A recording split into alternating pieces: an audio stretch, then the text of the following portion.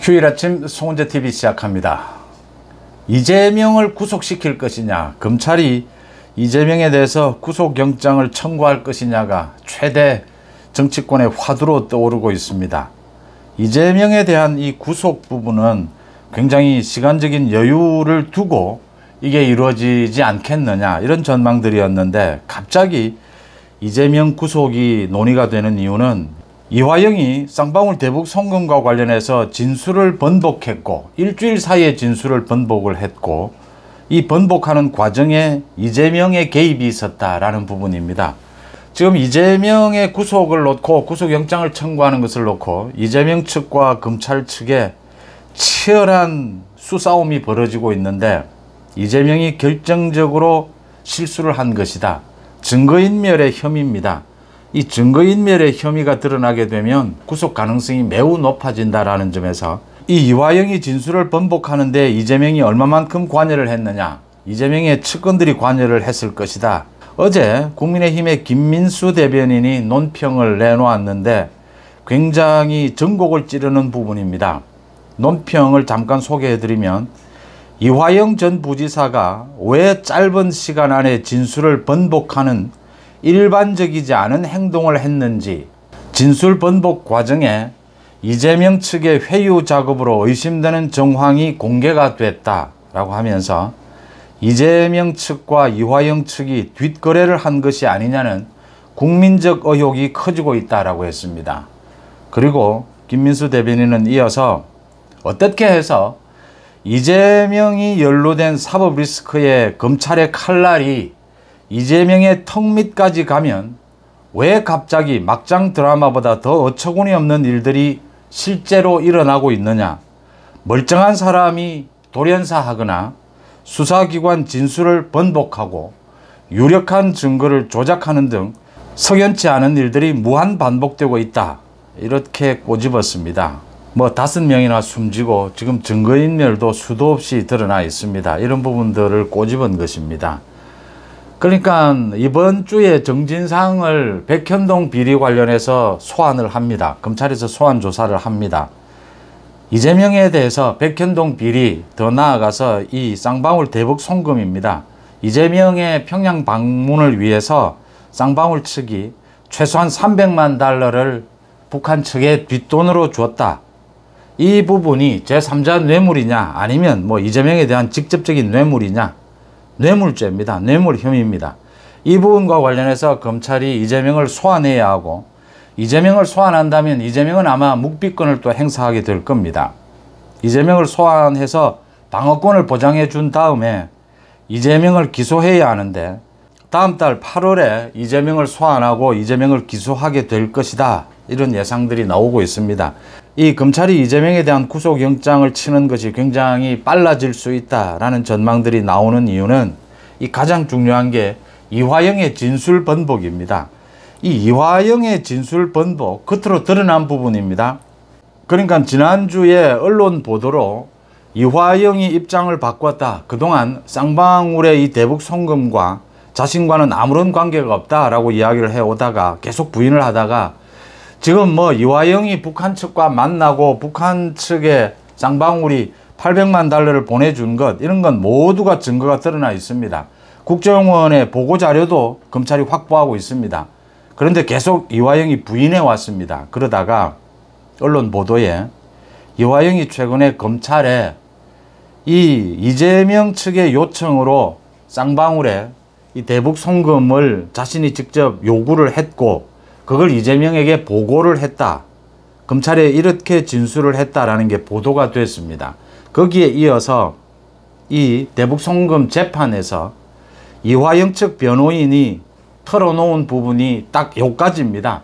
이화영이 쌍방울에 대북 송금을 요청한 것은 맞다.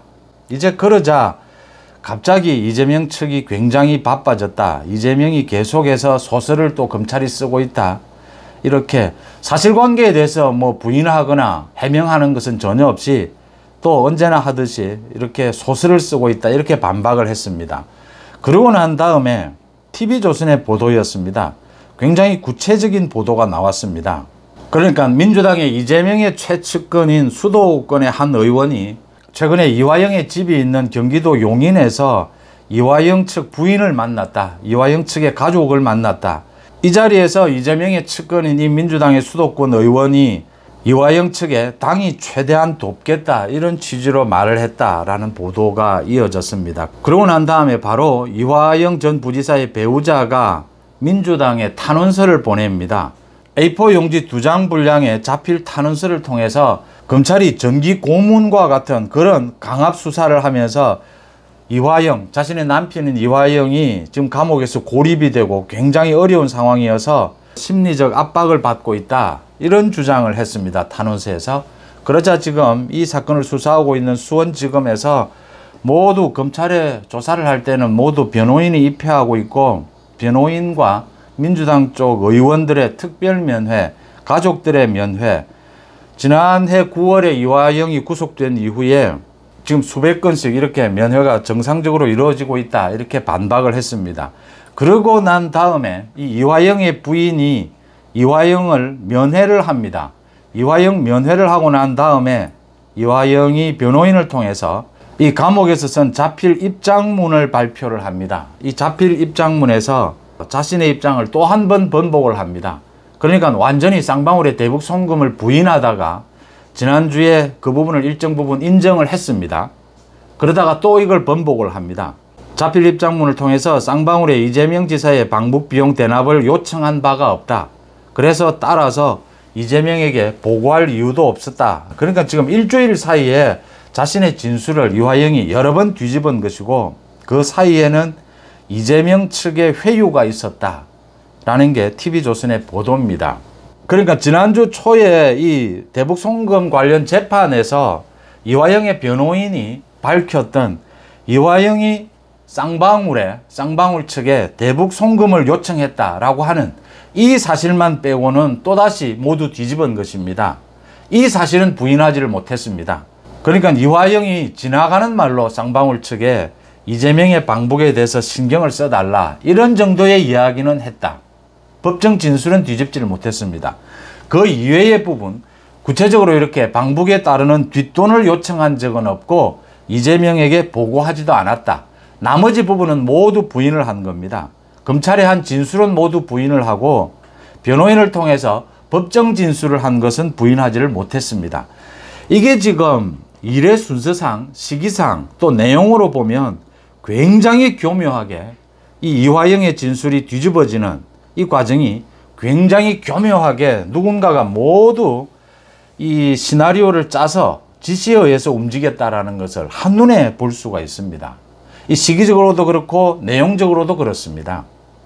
그래서 지금 어제 국민의힘에서 대변인이 이야기한 부분이 어떻게 해서 이 증거인멸입니다. 가장 중요한 증거인멸. 어떻게 해서 이재명에 대해서 검찰의 칼날이 이재명 목까지만 가면 사람이 죽어나가고 증거가 인멸이 되고 이렇게 진술이 번복되는 이런 일들이 계속 되풀이되느냐라는 부분을 짚은 것입니다. 지금 검찰과 이재명 측의 수싸움이 치열합니다. 검찰이 이재명을 소환을 8월 초에 한다라고 하는 것은 검찰의 방침이 드러났습니다. 검찰이 이미 준비에 들어갔습니다. 소환하고 난 다음에 이재명에 대한 구속영장을 청구하는 것이 가장 기본적인 것입니다. 이재명에 대한 구속영장을 청구했을 때 이재명을 구속시킬 수 있느냐? 만약 구속시킬 수 없다면 검찰은 더 수사를 할 필요가 있습니다. 이 결정은 결국은 검찰의 수사, 이 증거가 말을 하는 것입니다. 거기에서 가장 중요한 것은 죄질이 얼마만큼 나쁘냐. 지금 대북 송금과 관련해서는 북한 측에 뒷돈을 준 것입니다. 뇌물을 준 것입니다. 이 죄질이 얼마만큼 나쁘냐. 또 다퉈볼 사안이 증거가 거의 확실하게 나왔느냐. 증거는 많이 나와 있습니다. 그리고 가장 중요한 것이 증거인멸이나 도피할 우려가 있느냐. 그 중에서도 증거인멸의 우려가 있느냐. 이게 지금 이재명의 구속 여부를 가르는 결정적인 요인입니다. 거기에서 이재명이 이번에 이화영의 이 진술 번복에 이재명 측이 관여가 되어 있다면 명백한 또 증거인멸 사례입니다. 그러니까 정성호가, 이재명의 측근인 정성호가 지난해 말부터 정진상, 김용 등을 특별 면회했다. 이 부분을 놓고 검찰과 정성호 측이 공방전을 펼친 것은 증거인멸 아니냐라는 부분입니다. 마찬가지로 이번에 이화영의 이 진술 번복에 이재명 측이 어떻게 관여가 되어 있느냐, 이 부분, 이게 지금 굉장히 시기적으로 내용적으로 다시 한번 정리해드리면 교묘합니다. 그러니까 이재명 측근인 민주당 수도권의 한 의원이 이화영의 부인을 만났고, 이화영의 집이 있는 경기도 용인에서 이화영의 부인을 만났고, 그러자 곧바로 이화영의 부인이 민주당을 통해서 탄원서를 발표를 합니다. 그러고 나서는 감옥에 있는 이화영을 면회합니다. 이화영의 부인이 이화영을 면회하고 난 그 다음날 이화영이 감옥에서 쓴 자필 입장문이다 라고 하면서 진술을 또 뒤집습니다. 그 내용도, 이 뒤집은 내용도 자신의 변호인을 통해서 재판정에서 인정한, 그러니까 이화영이 쌍방울 측에 이재명의 방북을 도와달라라고, 협조해달라라고 하는 요청은 했다. 이 부분만은 빼고 나머지 부분은 모두 부인을 합니다. 모두 뒤집습니다. 법정 진술, 법정 증언을 뒤집으면 그것만으로 또 범법행위입니다. 처벌을 받습니다. 그러니까 법정 증언은 뒤집지를 못하고 나머지 부분, 이재명의 방북에 협조해달라고 하는 말은 뒤집지를 않았습니다. 그것은 그대로 두고, 그 말은 했지만, 이화영이 쌍방울 측에 그렇게 도와달라는 말은 했지만 돈을 보내라는 요청은 하지 않았다. 또 그것을 이재명에게 보고는 하지 않았다. 이렇게 이 진술을 뒤집는 내용, 시기가 굉장히 교묘하게 누군가가 시나리오를 짜고 이화영 측 가족과 협의해서 이렇게 진술을 뒤집었다라는 게 지금 확인이 되고 있는 셈입니다. 이게 이화영 측을 회유했다, 이화영 측에 대고 민주당이 최대한 돕겠다라고 하면서 회유하고 뒷거래까지 한 것이 아니냐, 이 부분에 대해서 검찰이 어디까지 확인하느냐에 따라서 검찰의 구속영장 청구 시기도 빨라지게 되고 구속 가능성, 이재명의 구속 가능성도 더 커질 것이다 라고 하는 점입니다. 다음 달 8월에는 8월 16일부터 임시국회가 열립니다.